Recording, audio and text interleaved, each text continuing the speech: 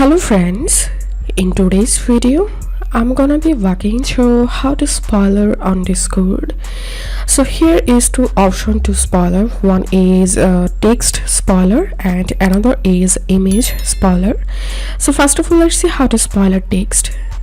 So click on message box and type here /spoiler and click spoiler message.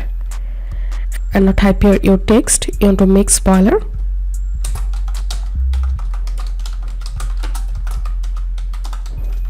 and then press on enter to send the message. And here you can see the text has been spoiled. And now if I click on it, after clicking here you can see the text is visible now.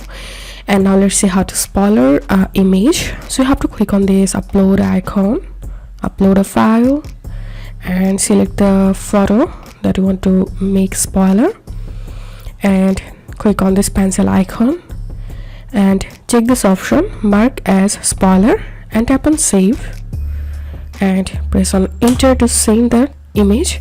And here you can see the image is spoiler now. So that's how you can do it. If this video helped you, give a thumbs up and please consider subscribe to how to do it. Thank you for watching.